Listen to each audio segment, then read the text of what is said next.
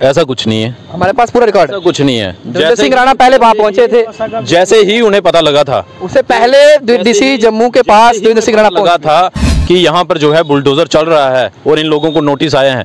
डिवकॉम साहब का बयान कब आया कब नहीं आया उस चीज़ पे भारतीय जनता पार्टी नहीं थी, लेकिन भारतीय जनता पार्टी की अपनी आइडियोलॉजी है, किसी भी गरीब पर जो है शिकंजा नहीं चलना चाहिए, पीला पंजा नहीं। 40 से 45 दुकानें जो है बनिहाल में तोड़ देगी, वो भी गरीब लोग। मैं आपको एक चीज़ बता दूं, भारतीय जनता पार्टी की आइडियोलॉजी क्या कहती है?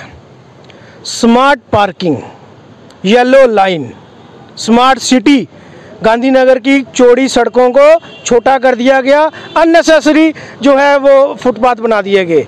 आज मेयर किसका है? आज डिप्टी मेयर किसका है? आज एलजी साहब किसके हैं? किस पार्टी से बिलोंग करते हैं? कहीं ना कहीं खुश तो आप भी बहुत है। जिस दिन मेयर साहब ने शपथ ली थी, नए मेरे दोस्त हैं, वो मेरे दोस्त रहेंगे, वो मेरे निजी ताल्लुकात हैं। जब तीसरी बार बने, सुनिए, जब रसाना का मामला हुआ था, 25 एमएलए थे, 2 एमपी थे, तब भाजपा के लोगों की चली थी।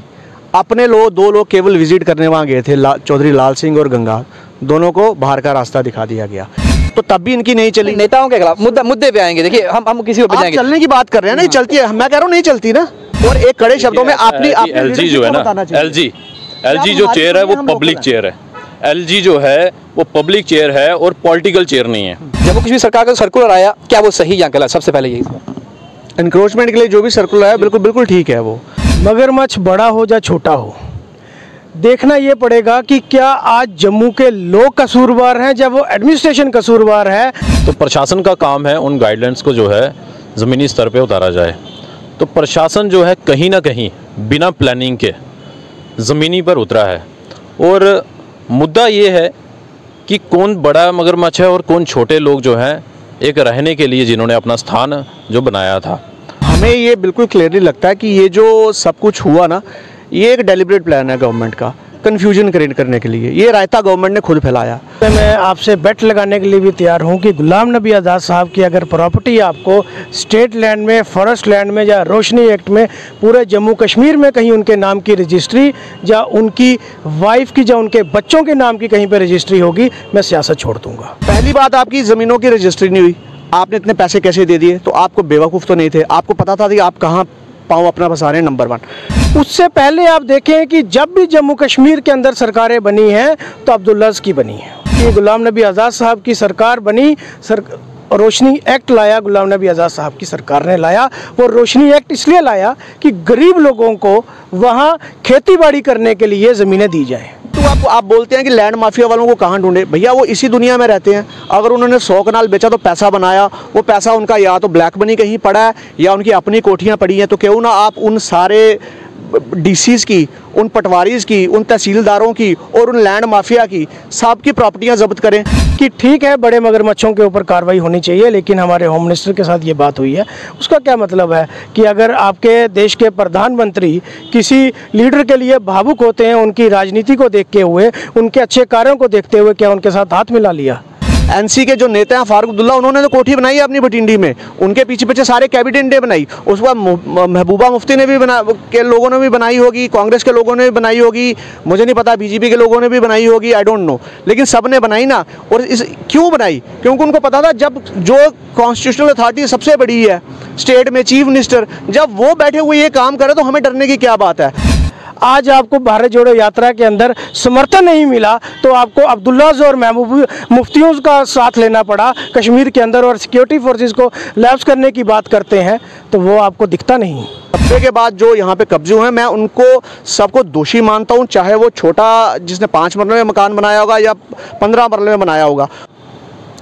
स्टेट लैंड घमासान को लेकर जो है लगातार विवाद बढ़ रहा है। आम लोगों के मन में जो है वो डर और भय का माहौल इस समय बना हुआ है। कहीं ना कहीं कोताही जो है वो बढ़ती जा रही है, और साफ तौर पर एडमिनिस्ट्रेशन की अगर बात करें, सिर्फ वर्बली जो है वो बयानबाजी की जा रही है, और ये कहा जा रहा है कि किसी भी गरीब इंसान को नहीं छेड़ा जाएगा। उसके बावजूद भी नोटिस आ रहे हैं, उसके बावजूद भी जो है कईयों के घर के पास जो है वो जेसीबी पहुंच गई। उनको डर का माहौल सता रहा है कि अब अगला जब सुबह होगी शायद हमारा सर पे जो आशियाना है वो रहेगा भी या नहीं रहेगा। हालांकि डिवकॉम की बात करें, डीसी जम्मू की बात करें, चीफ सेक्रेटरी की बात करें, एलजी की बात करें, भाजपा इकाई पूरी जम्मू की जो है, जम्मू कश्मीर यूटी की अगर बात करें, उन सबके द्वारा बार बार बयान आया, ये कहा गया किसी पर भी जो है वो बुलडोजर नहीं चलेगा, गरीब बड़े मगरमच्छों पर यह कार्रवाई की जाएगी। अगर बड़े मगरमच्छों पर यह कार्रवाई की जाएगी तो आखिरकार उनकी आइडेंटिफिकेशन और उनकी एक अलग से PDF जो है लोगों के सामने क्यों नहीं रखी जा रही, वो सूची क्यों नहीं रखी जा रही। आज हम चर्चा करेंगे इस पर और हमने कोशिश करी है कि जम्मू की वो तमाम पार्टी से कुछ लोगों को जो है आपके समक्ष रखा जाए। ये वो चेहरे हैं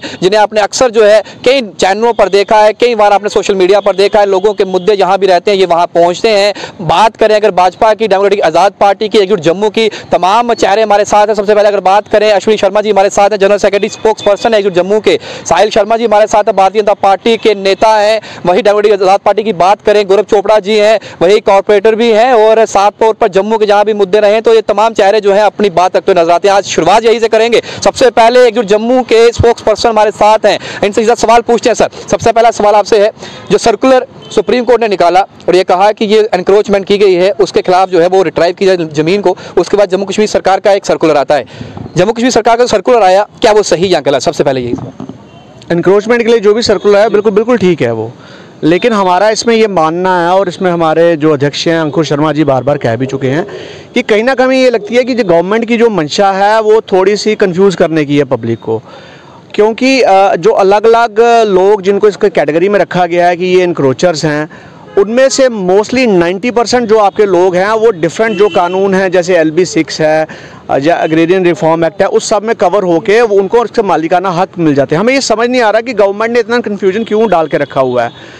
जो मेनली 10% जो लोग बचते हैं वो यूजुअली वो लोग हैं जो मेनली 1990 के बाद जिन्होंने इंक्रोचमेंट्स करी और कब्ज़े किए, और हमें ये लगता है कि इसमें वो जो गरीब अमीर वाला फार्मूला है उस पर ज़्यादा ध्यान नहीं देना चाहिए, क्योंकि जब इन लोगों ने फॉरेस्ट की लैंड्स खरीदी थी, जब इन्होंने पैसे दिए थे, इनको ये पता था इस चीज़ का कि इस पर रजिस्ट्री नहीं हो सकती। तो हम ये कह नहीं सकते कि इन्होंने किसी इनोसेंस में किसी बचपने में ये ज़मीनें ले ली हैं और अब इनको ये नहीं पता कि अब इसका हश्र क्या होने वाला है। और फिर से आपके पास आऊँगा, गौरव चोपड़ा जी आपके पास आ जाऊँगा। सवाल यही है, जो सर्कुलर निकाला गया उसमें जो PDF जो सूचियाँ जारी की गई, क्या वो सही था? क्या आइडेंटिफिकेशन की जा सकती थी उस समय कि बड़े मगरमच्छ कौन है, जिनके पास 200 कनाल 400 कनाल है, पहले उनकी कार्रवाई की जाती, उसके बाद लोग जो हैं उनको विश्वास मत में लिया था, उसके बाद कार्रवाई की जाती? जय श्री राम शिवम जी। सबसे पहले मैं ये कहना चाहता हूँ, जैसे मेरे भाई ने कहा, जो बड़े मगरमच्छ हैं, मगरमच्छ बड़ा हो या छोटा हो, देखना ये पड़ेगा कि क्या आज जम्मू के लोग कसूरवार हैं, जब वो एडमिनिस्ट्रेशन कसूरवार है जिसने मौके के ऊपर जब ये लोग बस रहे थे, जब इन लोगों के मकान बन रहे थे, क्या वो ऑफिसर कसूरवार नहीं है? क्या वो एडमिनिस्ट्रेशन कसूरवार नहीं है? अगर जम्मू नगर निगम के अंदर हम बोलते हैं कि भ्रष्टाचार हो रहा है, वो आज भी हो रहा है। जब आपकी एक बिल्डिंग बनती है तब आपके ऑफिसर क्यों सोए होते हैं? वो कलेक्शन करते हैं और वहाँ से निकलते बनते हैं। जब शिकायत आती है, जब गवर्नर के ग्रीवेंस सेल में रिपोर्ट जाती है, जब कमिश्नर की नॉलेज में जाएगा, तब आप उसको सीज करने के लिए जाते हैं। उस वक्त मौके के ऊपर क्यों नहीं रोका जाता? तो आज अगर UT आपने बनाया तो क्या आपने इसलिए बनाया कि आपने गरीब और अमीर को सबको एक ही तराजू में रख दिया? जो बड़े बड़े मगरमच्छ थे उनके पीछे जो हैं वो हमारे गरीब लोग जो हैं वो उनको भी नोटिस दे रहे हैं, क्या नई बस्ती, क्या कैनाल रोड, क्या रिहाड़ी और क्या आगे पीछे। तो कहने का मतलब ये है कि इन लोगों का क्या कसूर है? दोनों पक्ष आपने सुने हैं। कहीं ना कहीं भाजपा की अगर बात करें तो बार बार जहां भी बुलडोजर पहुंच रहा होता है, अध्यक्ष आपके पहले पहुंच जाते हैं और ये कहते हैं कि बुलडोजर चलने से पहले मेरे पे चलेगा, लेकिन वो नोटिस जब वो दिए जा रहे हैं और सरकार कह रही है बार बार कि नोटिस नहीं जाएगा, उसके बावजूद भी नोटिस आ रहे हैं, तो फिर करनी और कथनी में फ़र्क नज़र आ रहा है। यहाँ पर ये कार्यशाली किसमें जो है वो कमी नज़र आ रही है? भाजपा के अध्यक्ष के जो वचन है, जो बात कर रहे हैं, वो उसमें सुनाई नहीं जा रही है, ऊपर सुनाई नहीं जा रही, या फिर जो LG कह रहे हैं उनके अफसर नहीं मान रहे? क्या लगता है?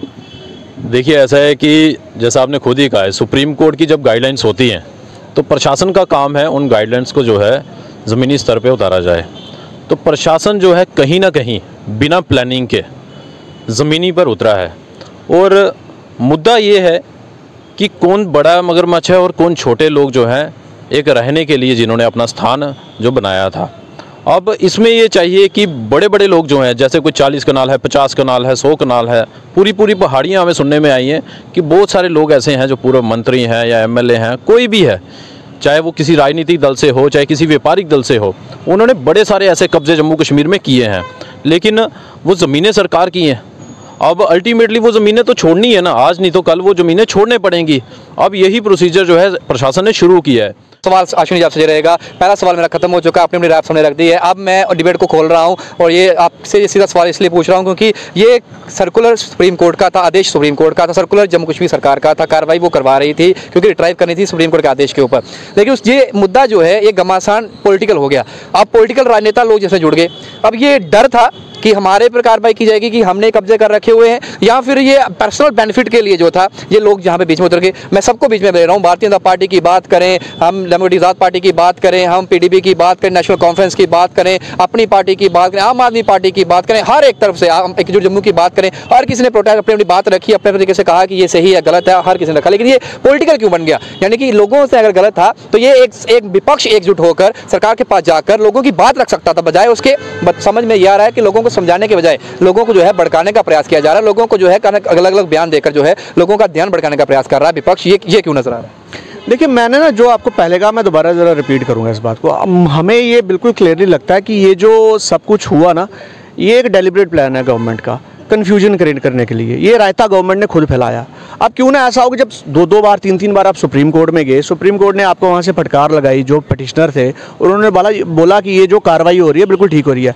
अब क्यों ना गवर्नमेंट, मैं तो ये कोर्ट से ये दरख्वास्त करूँगा कि एक कोर्ट मॉनिटर्ड कार्रवाई होनी चाहिए इस पर, उससे ये कन्फ्यूजन दूर होगा। और एक प्रायोरिटी लिस्ट गवर्नमेंट से लेनी चाहिए।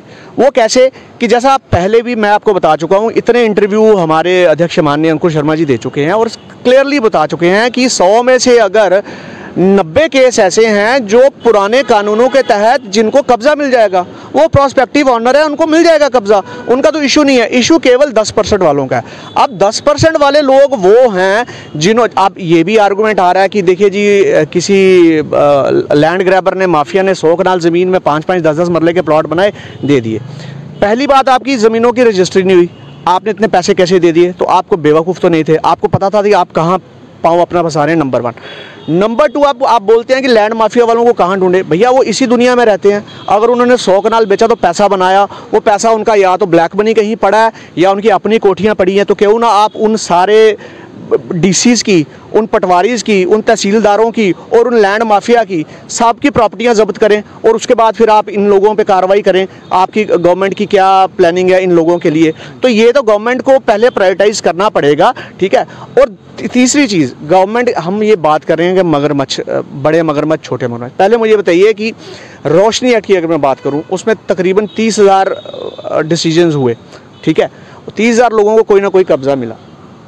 अब जम्मू की डेमोग्राफी की जहाँ बात होती है, अगर आप बड़े मगरमच्छों पे कार्रवाई करेंगे और जो उनकी मंशा थी जम्मू की डेमोग्राफी चेंज करने की, 1994 ऑनवर्ड्स जो पहली कोठी बनाई फारूक अब्दुल्ला ने अपनी भटिंडी में, ठीक है, तो जब आपने वो कार्रवाई आपने होने दी, अब उस 30,000 फैमिलीज़ में से आप अगर 200-300 लोगों पे केवल कार्रवाई करते हैं, सो तो damage has been done to Jammu. आप बोलते हैं इन 200-300 पे कार्रवाई कर लो, बाकियों को छोड़ दो, कोई पेनल्टी नहीं, कुछ नहीं, क्यों? नंबर 1। दूसरी चीज़, आपने अभी भी क्या फारूक अब्दुल्ला या गुलाम नबी आज़ाद हों या मुस्तफ़ा कमाल हों या XYZ कोई भी हो, सारी की सारी कश्मीर की कैबिनेट की फॉरेस्ट की लैंड पे कोठियाँ भटिंडी में, आपका बुलडोज़र वहाँ क्यों नहीं जा रहा? इस बात का गवर्नमेंट कब जवाब देगी? आप कन्फ्यूजन क्रिएट कर रहे हैं। आप कभी नई बस्ती में भेज देते हैं, आप कभी रिहाड़ी में भेज देते हैं, आप कहीं और भेज देंगे। जब मुझे मानता है कि जो जितने जैसे से कह रहे हैं, जे भी गौरव जी की बात करो, साहिल जी की बात कह रहे हैं कि उन कार्रवाई अधिकारियों के ऊपर भी होनी चाहिए जिन्होंने किया, लेकिन अधिकारियों के साथ साथ वो सरकारें जो उस समय की थी वो कितनी जिम्मेवार हैं इन लोगों को यहाँ बसाने में? क्या उनके हाथ थे? देखो, सरकारों के हाथ नहीं, सरकारों का सिर भी उसी में था, पूरा हुआ था। मैं आपको ये क्या बता रहा हूँ, सरकारों में जो चीफ मिनिस्टर है उन्होंने तो लीड किया इस डेमोग्राफिक इन्विजन को। एनसी के जो नेता हैं फारूक अब्दुल्ला, उन्होंने तो कोठी बनाई है अपनी भटिंडी में, उनके पीछे पीछे सारे कैबिनेट ने बनाई। उसके बाद महबूबा मुफ्ती ने भी के लोगों ने भी बनाई होगी, कांग्रेस के लोगों ने भी बनाई होगी, मुझे नहीं पता बीजेपी के लोगों ने भी बनाई होगी, आई डोंट नो, लेकिन सब ने बनाई ना। और क्यों बनाई? क्योंकि उनको पता था जब जो कॉन्स्टिट्यूशनल अथॉरिटी सबसे बड़ी है स्टेट में, चीफ मिनिस्टर, जब वो बैठे हुए ये काम करे तो हमें डरने की क्या बात है। लेकिन उनको इस चीज़ का शायद एहसास नहीं था कि एक दिन सच को बाहर आना पड़ता है। अब सच बाहर आया है, अब सबको तकलीफ़ हो रही है। तो मैं इसमें ख़ुसूसन जो 90 के बाद जो यहाँ पे कब्जे हुए हैं, मैं उनको सबको दोषी मानता हूँ, चाहे वो छोटा जिसने 5 मरले में मकान बनाया होगा या 15 मरले में बनाया होगा, उसको ये बिल्कुल अच्छी तरह पता था मैं स्टैम्प ड्यूटी नहीं दे रहा, मेरे कागज़ की रजिस्ट्री नहीं हो रही, मैं किस गर्क में फंस रहा हूँ, तो उसको इस चीज़ का बिल्कुल पता था। लेकिन उनको कहीं ना कहीं शायद उस निज़ाम पे बहुत ज़्यादा भरोसा था, जो निज़ाम 70 साल से सेट हुआ था, जो निज़ाम को जो प्रोटेक्शन 370 देती थी कि हमें कोई पूछ नहीं पाएगा, ये हमारा राज है, ये हमें पूछ नहीं पाएगा। अब वो लोग फंसे हैं, रादर देन क्वेश्चनिंग अस और क्वेश्चनिंग समबडी एल्स, उनको उन लीडर्स के पास जाना चाहिए, फारूक अब्दुल्ला के घर का घेराव करना चाहिए। बाकी जिन जिन लोगों की सरकारें नहीं हैं, सब मिनिस्टरों के घर का घेराव करना चाहिए कि आपने हमें कहाँ फंसाया। बिल्कुल गौरव जी, जिस तरीके से सरकारों की भी बात करेंगे, आप सरकार की बात करेंगे तो चीफ मिनिस्टर गुलाम नबी आज़ाद जो फॉर्मर रह चुके हैं, वो सरकारों का हिस्सा रहे हैं कहीं ना कहीं, तो सवाल चिन्ह खड़ा होता है जब इस तरीके के सवाल आते हैं। तो क्या लगता है सरकारें कितनी जिम्मेवार थी इन लोगों को यहाँ बसाने में, जिस तरीके से ये दोनों कह रहे हैं कि 90 के बाद यहाँ पे जो है जिस तरीके से यहाँ पे डेमोग्राफिक चेंज करने की कोशिश की, इन्वेजन हुआ, लोगों ने यहाँ पे जो थे वो कब्जे किए ज़मीनों पे, एनक्रोच की ज़मीनों को, उस पर अपने घर बनाए, तो कैसे सहमत हैं? शिवम जी, सबसे पहले तो मैं अपने भाई को, जो हमारे एकजुट जम्मू के साथी हैं, उनको ये क्लियर कर देना चाहता हूँ कि इन्होंने गुलाम नबी आज़ाद साहब का नाम लिया।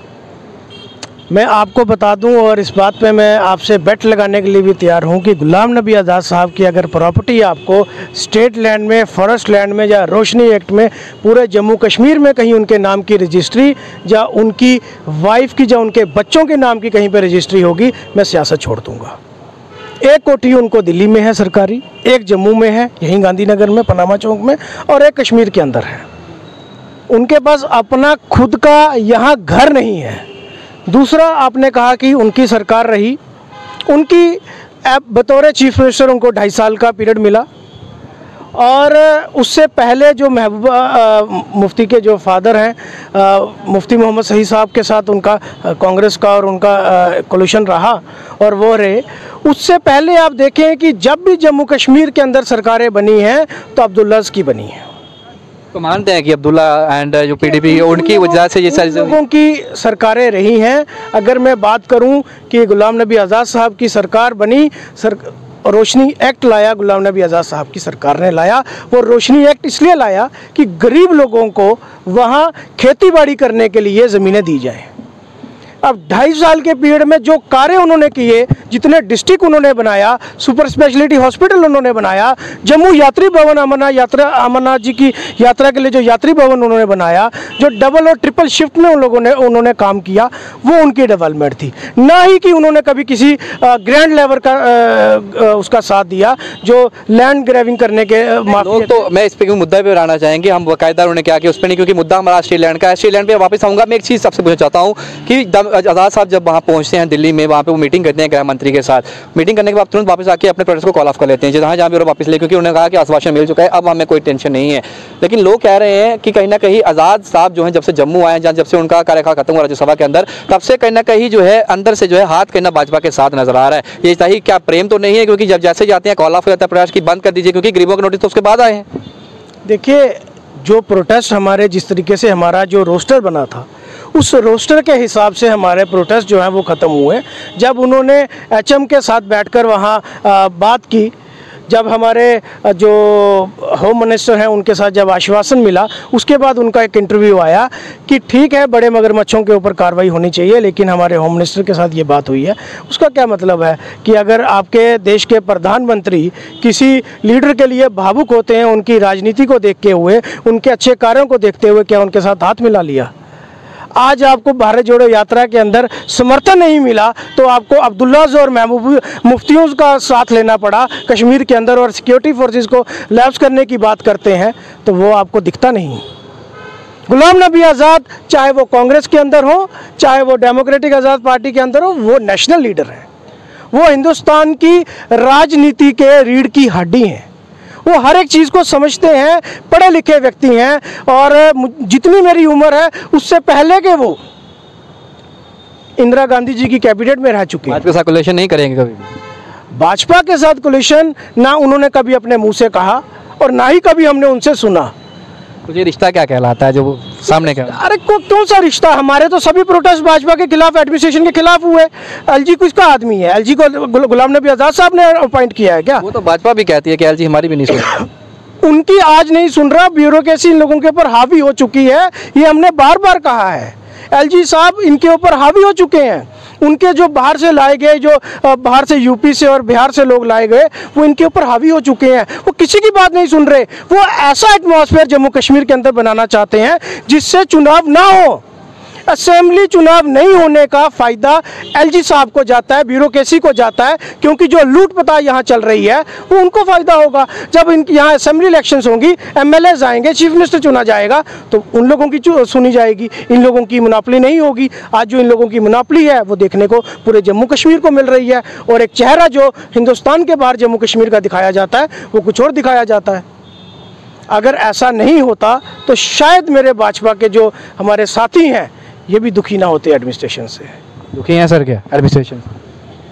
देखिए, एडमिनिस्ट्रेशन अपना काम कर रही है, ये मानना चाहिए, लेकिन काम किस तरह से कर रही है ये एक सोचने की देखिए सवाल जहाँ पे जनता के, क्योंकि जनता के लिए डिबेट है। जनता कमेंट सेक्शन में लिखती है कि भाजपा अध्यक्ष बयान देते हैं, एलजी साहब सुनते नहीं। तो क्या भाजपा अध्यक्ष की भी सुनवाई नहीं कहीं भी? क्या भाजपा के जितने भी नेता जहाँ पर 24 एमएलए 25 जो बना जीत के वहाँ भेजे, उनकी भी सुनवाई कहीं नहीं, यानी कि भाजपा का कहीं रोल नहीं? ऐसा है कि भारतीय जनता पार्टी के अध्यक्ष रविंद्र रैना जी अभी 2 दिन पहले नई बस्ती गए थे। बात नहीं सुनी जा रही, लेकिन खुद कहा कि अगर बुलडोजर चलेगा तो पहले मेरे ऊपर गुजरेगा, उसके बाद लोगों उससे पहले बयान आ चुका था डिफकॉम डीसी का, उन्होंने कहा दिया कि नहीं चलेगा, उसके बाद वो वहाँ पहुंचे। ऐसा कुछ नहीं है, हमारे पास पूरा रिकॉर्ड ऐसा कुछ नहीं है। जगदीश सिंह राणा पहले वहाँ पहुंचे थे, जैसे ही उन्हें पता लगा था, उससे पहले डीसी जम्मू के पास जगदीश सिंह राणा लगा था कि यहाँ पर जो है बुलडोजर चल रहा है और इन लोगों को नोटिस आए हैं। डिफकॉम साहब का बयान कब आया कब नहीं आया उस चीज़ पे भारतीय जनता पार्टी नहीं थी, लेकिन भारतीय जनता पार्टी की अपनी आइडियोलॉजी है, किसी भी गरीब पर जो है शिकंजा नहीं चलना चाहिए, पीला पंजा नहीं। 40 से 45 दुकानें जो है बनिहाल में तोड़ देगी, वो भी गरीब लोग। मैं आपको एक चीज़ बता दूं, भारतीय जनता पार्टी की आइडियोलॉजी क्या कहती है? Smart parking, yellow line, smart city, Gandhinagar की चौड़ी सड़कों को छोटा कर दिया गया, अननेसेसरी जो है वो फुटपाथ बना दिए गए। ये कौन है? हम तो नहीं थे ना, हम तो अपोजिशन में, आज भी अपोजिशन में हैं, हम आज भी अपोजिशन में हैं। एक कैमरा लगाकर 450 करोड़ का 4.5 करोड़ का घपला किया गया। स्मार्ट कहती है हम सरकार में ही नहीं है। आज मेयर किसका है? आज डिप्टी मेयर किसका है? आज एलजी साहब किसकी हैं? किस पार्टी से बिलोंग करते हैं? कहीं ना कहीं खुश तो आप भी बहुत है। जिस दिन मेयर साहब ने शपथ ली थी, मेरा दोस्त है, वो मेरे दोस्त रहेंगे, वो मेरे निजी ताल्लुकात हैं। जो उससे पहले थे चंद्रमोहन गुप्ता जी, वो भी मेरे बुजुर्ग हैं, मेरे साथी हैं, मेरे फादर के दोस्त रहे हैं, वो अलग है। लेकिन वो चेयर के ऊपर, जब वो चेयर के ऊपर है और मैं अपोजिशन के ऊपर हूँ, मेरा कर्तव्य है बोलना और सच्चाई को सामने लाना। भाजपा अध्यक्ष की सुनवाई है एलजी के साथ? देखिए, मुझे नहीं मालूम। सुनवाई होती है भाजपा, क्योंकि सेंटर में, केंद्र में उनकी सरकार है। लोग कहते हैं कि उनकी कहीं सुनवाई नहीं। जब डीसी जो हमारी अवनी लवासा का बयान हमने सुना और अगले दिन अखबारों में भी आया कि छोटे लोगों के ऊपर, दुकानदारों के ऊपर कार्रवाई नहीं की जाएगी, उसके बाद ये नोटिस जो है वो नई बस्ती में मिलते हैं, केनाल रोड जो हमारी वो पवन आइसक्रीम के सामने लैंड है वहाँ मिलते हैं, और आज आप बता रहे हैं कि रिहाड़ी में भी मिले। तो जो नई बस्ती वाला इंसिडेंट है उसको 3 दिन हो गए, डिफकॉम की और रविंद्र रैना जी की मुलाकात को 3 दिन हो गए, और नोटिस कल शाम को आ रहा है। तो मुलाकात के बाद भी नोटिस आ रहा है। बुधवार को चीफ सेक्रेटरी मीटिंग करके गए जम्मू में। अच्छे पत्रकार हैं आप, समझ सकते हैं कि चल रही है कि नहीं चल रही है। क्या लगता है सर? देखिए, आप भाजपा के, क्योंकि सवाल इस वजह से या अधिकारियों की या कार्यकर्ताओं का चलने का, कार्यकर्ता तो बेचारा हमेशा किसी भी पार्टी का, वो तो बड़ा एक बहुत ही मेहनती अध्यक्ष की पोस्ट बहुत बड़ी। जब तीसरी बार बने, सुनिए, जब रसाना का मामला हुआ था, 25 एमएलए थे, 2 एमपी थे, तब भाजपा के लोगों की चली थी। अपने लोग 2 लोग केवल विजिट करने वहाँ गए थे, चौधरी लाल सिंह और गंगा, दोनों को बाहर का रास्ता दिखा दिया गया। सीबीआई की इंक्वायरी, किसी ने जम्मू के किसी शख्स ने भारत का झंडा उठा के ये तो नहीं बोला था कि आप इस सारी जांच को खारिज कर दो और केस को ख़त्म करो। उन्होंने बोला सीबीआई से आप करवाओ, जो दोषी होगा उसको फांसी दे दो। तो तब भी इनकी नहीं चली। नेताओं के खिलाफ मुद्दे पे आएंगे। देखिए, हम किसी पे जाएंगे। चलने की बात कर रहे हैं ना, चलती है। मैं कह रहा हूँ नहीं चलती ना, मैं कहता नहीं चलती। इनको अपना वो सेल्फ एनालिसिस करना चाहिए, सेल्फ इंट्रोस्पेक्शन करनी चाहिए बीजेपी लोगों को, और एक कड़े शब्दों में अपनी एलजी जो है ना, एलजी जो चेयर है वो पब्लिक चेयर है। एलजी जो है वो पब्लिक चेयर है और पॉलिटिकल चेयर नहीं है। एलजी चलेगा लोगों के हिसाब से, लोगों के हित के लिए, जो लोग तो खुश नहीं उसके होगा।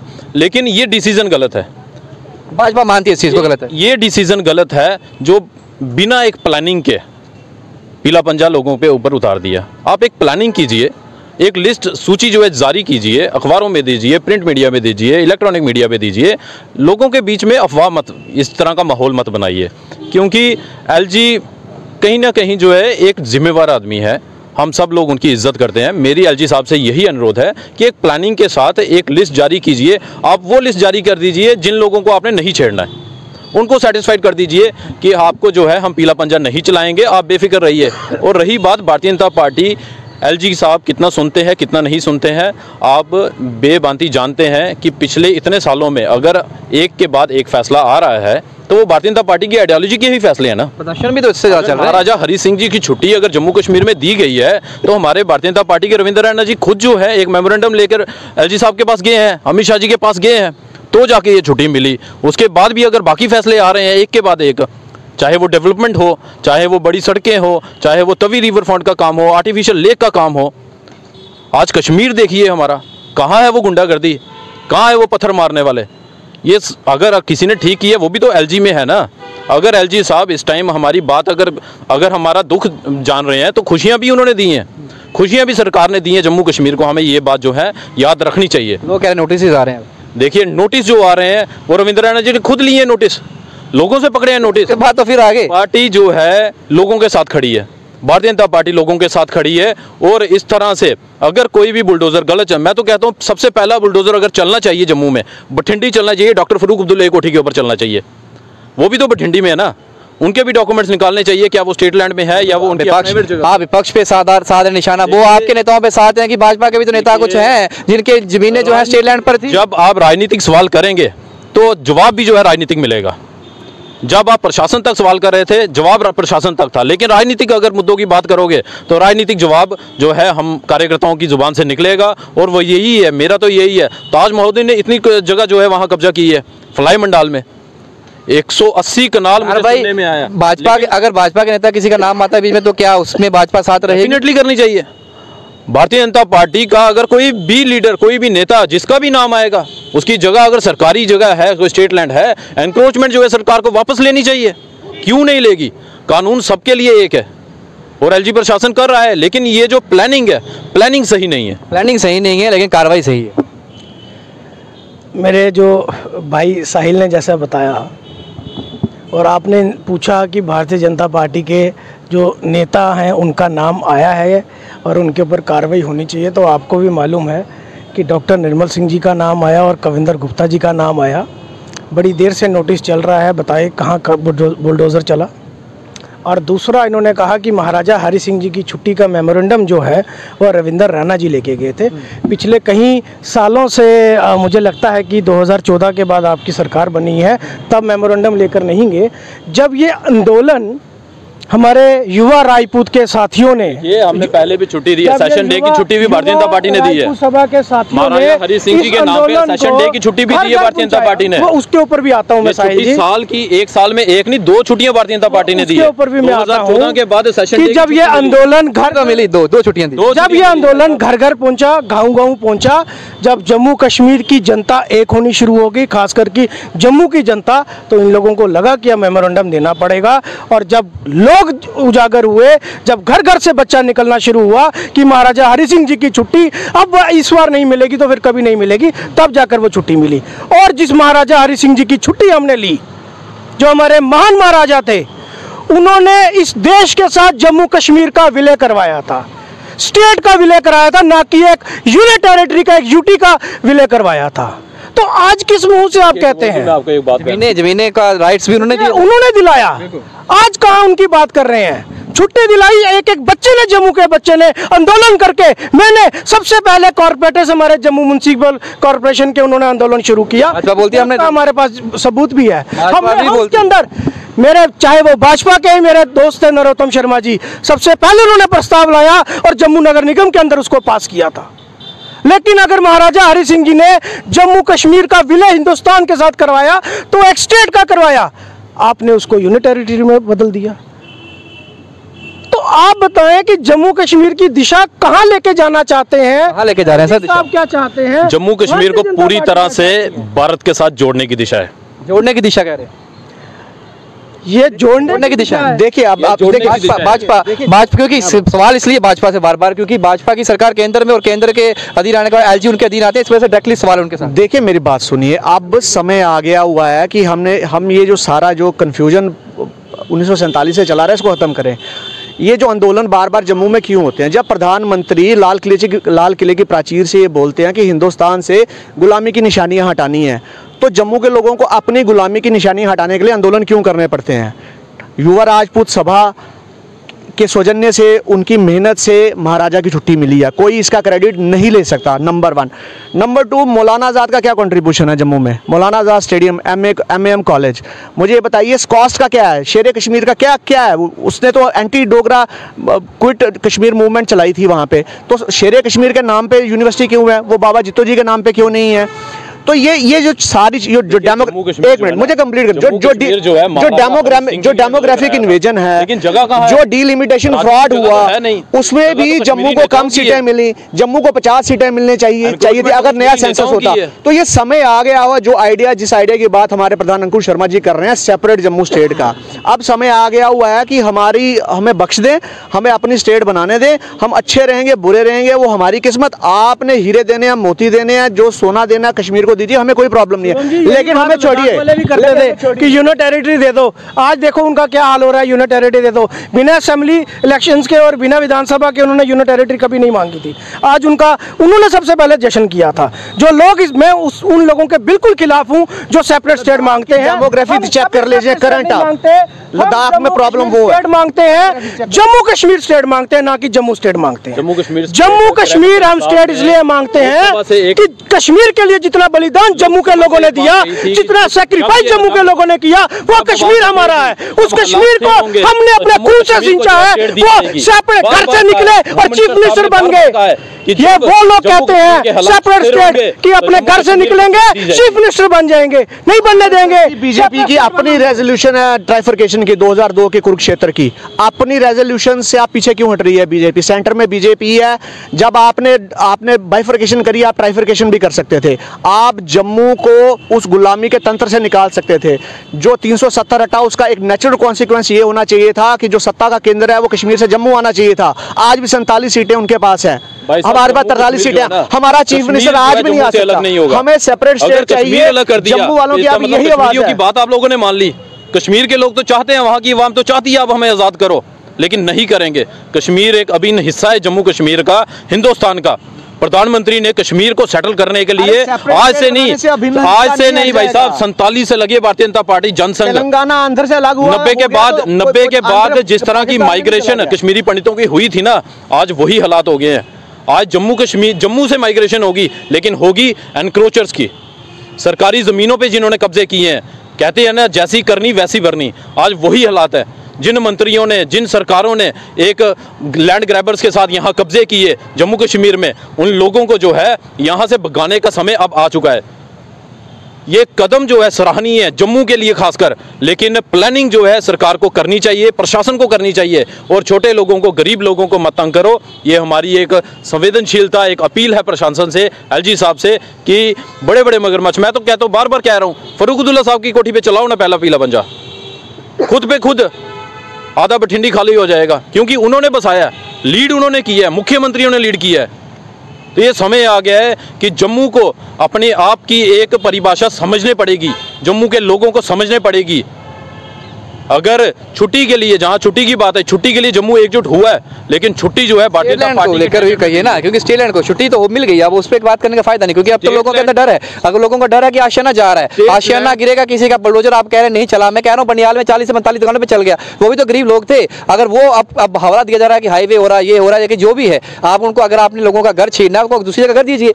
सरकार लोग कहाँ कह रहे हैं कि हमें दिक्कत नहीं है, अगर आपको कुछ वहाँ पे अस्पताल बनाना है, कोई स्कूल की जमीन है, आप दीजिए उनको घर कहीं। प्रशासन को बना लेनी चाहिए। लेकिन आपके अध्यक्ष बार बार जा रहे हैं, उनके बाद बातचीत करने जा रहे हैं, लेकिन वो खाली हाथ वापस आ रहे हैं। वो बयान देते हैं मैं आपको ऑर्डर दूंगा, वो अध्यक्ष पीएम अध्यक्ष, उम्मीद है 2-4 दिन में एक ऑर्डर, एक सूची जो है निकलेगी। और 2-4 दिन से कई बार कहा जा रहा है, ये कई बार कहा जा रहा है, लेकिन अब तक कुछ नहीं। किन लोगों को जो है बिल्कुल छेड़ा नहीं जाएगा, बिल्कुल तंग नहीं किया जाएगा। फिर उसके बाद इसमें मैं एक लोगों जो है एक गैर कानूनी तरीके इसमें कोई धर्म जात पात नहीं आनी चाहिए। जो गरीब है वो गरीब है, गरीब की आइडेंटिफिकेशन नहीं होती, ना कोई वो हिंदू है, ना मुस्लिम, ना सिख है, ना क्रिश्चियन है, ना ईसाई है, कोई भी नहीं, वो तो है। लेकिन सरकार देखिए, अध्यक्ष की बात कर रहे हैं तो बार बार इसलिए कह रहा हूँ क्योंकि अध्यक्ष प्रॉमिस करके आते हैं कि शाम को ऑर्डर आ जाएगा, ऑर्डर आता जम्मू में की गई है भाई साहब। शिवम जी सिंपल सी बात है, नक्शा चेंज जो तिरंगे के नीचे खड़ा है वो हिंदुस्तानी है, वो जम्मू कश्मीर का नागरिक है और जम्मू कश्मीर हमेशा हिंदुस्तान का भी अंग रहेगा। कोई भी कश्मीर को और जम्मू को और हिंदुस्तान से अलग नहीं कर सकता, चाहे जितने मर्जी रात को सपने देखने वाले आ जाएं कि सुबह उठकर हम चीफ मिनिस्टर बन जाएंगे, कभी नहीं होने देंगे। दूसरी बात, गरीब, आपने कहा कि गरीब ही रहेगा, वो इसलिए गरीब रहेगा कि जो लोग ब्यूरोक्रेसी में और जो बड़े बड़े नेता उन गरीबों को कभी अमीर नहीं बनने देते, उनके हक की बात कोई नहीं करता। आज भी जो गरीब कुचला जा रहा है, जो दुकानदार कुचला जा रहा है किसी न किसी माध्यम से, चाहे सबसे बड़ी बात कि जम्मू में जब दरबार मुंह बंद कर दिया गया, हमारे दुकानदारों का देखो बोनी नहीं होती, किराया नहीं निकल रहा, मकानों का खर्चा नहीं निकल रहा, उनका बच्चों की फीसें नहीं निकल रही। कौन चर्चा करता है इसके ऊपर? कोई चर्चा नहीं करता। वो दुकानदार हैं, वो गरीब लोग हैं, वो दिहाड़ीदार हैं, उस दुकानदार के सिर के ऊपर भी 4 लोग पल रहे हैं जो वहाँ सेल्समैन का काम कर रहे हैं, कोई चर्चा नहीं करता। आज कोई नहीं आ रहा वहाँ से, तो इन चीज़ों के ऊपर चर्चा करनी चाहिए। स्टेट लैंड की आप बात करते हैं तो मेरा साफ तौर पे ये कहना है कि उन अधिकारियों के ऊपर भी और जो सरकारें वहाँ रही उन लोगों के ऊपर भी कार्रवाई करनी चाहिए, ताकि हमारी जनता, हमारे गरीब लोग सफ़र ना कर सके। वो पैसा भी लगाते हैं लोन लेकर, दुकान भी बनाते हैं, कोई टीन का शेड बनाता है, कोई किसी तरीके से दुकान चलाता है, साल के बाद 2 साल 5 साल के बाद आते हैं, तोड़ देते हैं। कार्रवाई हो लेकिन बड़ों पे हो, गरीबों को छोड़ दीजिए। देखिए, मैं बिल्कुल क्लियरली बोल चुका हूँ कि इसमें बड़े और छोटे का सवाल ही नहीं होता। जो लोग 90% लोग पुराने कानूनों में कवर होते हैं उनको ज़मीन के आप मालिकाना हक दो। दैट बीइंग सेड, उसके बाद जिन लोगों ने नाजायज़ कब्जे किए हैं फॉरेस्ट पे, रिवर बेड्स पे, आप उन लोगों में पहले जो तो बड़े मगरमच्छ है उनकी जो बिल्डिंग्स को आप कॉन्फिस्केट मत करिए, आप उनको ध्वस्त करिए, एक एग्जाम्पल सेट करिए और उसके बाद बाकी लोगों पे कार्रवाई करिए आप। तो ये इसमें बड़े छोटे और गरीब अमीर की कोई बात नहीं है। आप अगर इस चीज़ को बढ़ावा देंगे तो फिर कल को दोबारा आपको इसी प्रॉब्लम से जूझना पड़ेगा। यहाँ जम्मू में कोई भी वेलकम है, हम ये नहीं कह रहे कि हम कोई ठेकेदार बैठे हैं जम्मू के, एनीबडी इज़ वेलकम, लेकिन आप लेजिटिमेट जगह पे कॉलोनी लीजिए ना, जहाँ आपकी रजिस्ट्री होती है, जहाँ आपको स्टैम्प ड्यूटी देनी पड़ती है। जब आप ज़मीन लेते हैं, इतना पैसा इन्वेस्ट करते हैं, तो आप ये नहीं आप कह सकते कि हमें पता नहीं था।